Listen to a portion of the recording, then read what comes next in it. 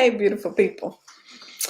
Um, I am here. I am tired. I'm not gonna even lie. Um, so let me just wait a couple minutes, wait for some folks to jump online. Facebook got this new live producer thing that I am still getting used to. But I wanted to hop on real quick tonight and chat with you guys. I can't see the comments, so if I don't respond to you, I will respond when this is over. But wanted to hop on real quick again tonight. So for those of you who don't know who I am, hello, it's Gwendolyn here from your virtual admin expert, and welcome to Leading Behind the Scenes, your weekly dose of inspiration to equip you to excel in business and life. And so every week we just share small little snippets and tidbits that will help you on the entrepreneurial journey and throughout your life. And so I wanted to talk a little bit about some of the critical roles that you play in your business. And tonight we're going to focus on the CEO, and the next week I'll come back and share with you about one of the other roles. But tonight is really about being the CEO in your business. And I see this title thrown around a lot, or people saying I'm the CEO and I'm, the CEO of this or CEO of that. But do they really understand what that is, or are they really fulfilling that role? A lot of times we think we are a CEO in our business, and we're really not. We may just be the technician or the admin. The CEO is really kind of the decision maker, the visionary that is making things happen, and that is such a crucial role. And so, today I actually had one of the participants in my program ask, how did your business get easier for you after you started to step into your CEO role, which I thought was a great question. And what I said to her was that I don't necessarily think it got easier. I think I got more time to focus on growing my business, to focus on serve my clients more, how I could grow the business, things like that. Got more time to spend with my family, but it didn't necessarily get easier because other things came into place as I started to build the business and build a team. You now are financially, committed to paying people even when your clients or customers don't pay, or don't pay on time, or things like that. You still have to pay other people. You also become responsible for other people's performance, so now you're managing their performance and the quality of their work. So that becomes another added thing onto that. Not to mention, you're always kind of building relationships. You're responsible for the marketing or partnering with somebody, and so there's still all these things that you are responsible for, right? Especially the financial health of your business. And so it doesn't necessarily get easier, because the more that you begin to grow, the more responsibility that you take on, and it just kind of replaces things that you become responsible for. You're responsible for the human capital, which is your people, keeping them engaged, keeping them happy. Do they like the work that they're doing? Then what comes with people is their lives and all the things that they might be going through. So then you have to be empathetic and patient, or make hard decisions on whether to let them go or let them stay. You got to build, community. There's public relations. If you're a nonprofit, that could be fundraising. There's just so many things, not to mention the strategic planning and goal setting, and then executing on those. And then there's evaluation of the organization, right? Because you're doing all the things, but are you taking the time to find out, are all the things being successful or effective or efficient? So now you have to evaluate the business and the organization. And so it doesn't get easier, but it's crucial that you do that, because times will come that are going to showcase whether or not you can actually step up and fully function in that role. So, for example, one of the things that most recently that I can think of is this Paycheck Protection Program that became available for small businesses and also included, solopreneurs and freelancers and self-employed people, which hasn't historically happened. And so were people ready financially? I saw a lot of people who were not ready financially to be able to submit their paperwork. People couldn't put their hands on the documents, organizing documents that they needed to be able to get their application in. And so that was a missed opportunity.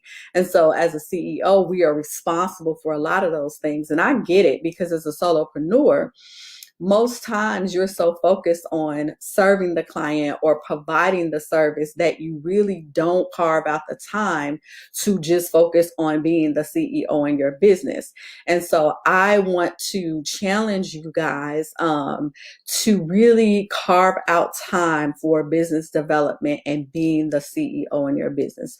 So one of the things that I do that has been very successful and very helpful for me is I block out about 2 to 3 hours of time on my calendar every single week to just focus on my business, not doing any client work, not doing anything else, but just focusing on looking at my business holistically, looking at the financials, looking at the leads that came in and how well they converted, what relationships did I build, is the messaging I'm putting out being effective, am I connecting with the right people, thinking about what programs and services do people need that I serve, how can I serve them better? Just focusing on the things that are going to grow your business and not necessarily working in it. And so you have to have that time carved out to specifically do that. You have to measure. So you got to look at how much money did I have coming in versus how much money did I have going out? Am I spending money on the right things? Do I need to cut back?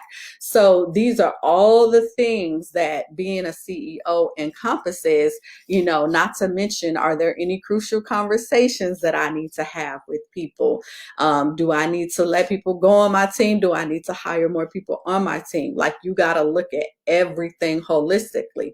So that is the true part of being the CEO in your business. If you are just always working, and never taking that time to really evaluate and plan and strategize, then you are not being the CEO in your business. So don't make the mistakes that most people make. And that is not really understanding what it takes to be a CEO and manage a business, because just because we're good at something or passionate about it doesn't necessarily mean we know how to run the business side of it. So that's going to be very important. Failing to be the leader. Sometimes you need to step up and have those conversations that you really don't want to have. But as a leader, you need to do that. Don't be afraid to get it wrong. You are not going to excel at everything. There are going to be some things that just don't work. You got to be able to just take that licking and bounce back. So don't be afraid to get it wrong. Don't hire the wrong people.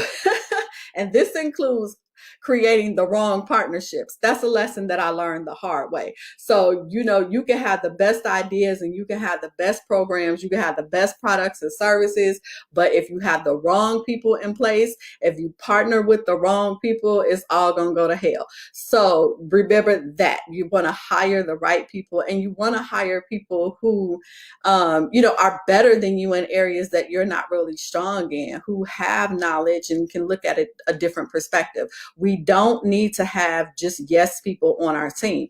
It doesn't serve you well as a CEO to just have people surrounding you who are always going to say yes and who are just going to worship you as a person versus have the best interest of you and your business at stake, and who are never going to challenge you. So you want to make sure that you do that, and then make sure that you create a culture of excellence and partnership. There is nothing worse than working for somebody where it's all about them. It's always their their way or no way. They're never concerned about you as an individual. They don't ask, what's going on in your life or your business. That doesn't create a great morale situation that people want to work in. And then make sure that you understand your target. As a CEO, you have to know who are you serving. You have to be able to keep the vision in front of you, big and strong, and you have to be able to communicate that vision to your team and to people who are going to help you reach it. So that's going to be important. Make sure that you got your legal stuff and your financial stuff in order. Make sure if you need a license, you have your license. If you're supposed to have some kind of paperwork in your state or your city, make sure that you have it. Make sure that you have somebody, helping you with your finances. If you are not good at that, make sure your legal stuff is in order. That is a huge part of being a CEO. Make sure that you understand every aspect of your business. You don't necessarily have to be the one doing it, but just make sure you understand how it works and how it operates. That's going to be super critical.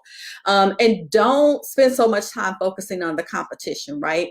Because nobody is the same. So don't spend too much time doing that. And then make sure that you count up the cost. A lot of times what I have seen with entrepreneurs, especially newbies, is we jump into this thing because we have a passion, but we have not sat down to count the cost. We don't know how much money it's going to take. We don't know how long it's going to last. We don't know what we're going to need. Count up the cost, because the worst thing you want to do is get started and then not be able to continue on because you didn't do your homework in the beginning. So those are my tips. That's my little tidbit, my little spiel about being the CEO in your business. Hopefully that was helpful, and I will be back next week to talk about being the technician in your business. Mwah!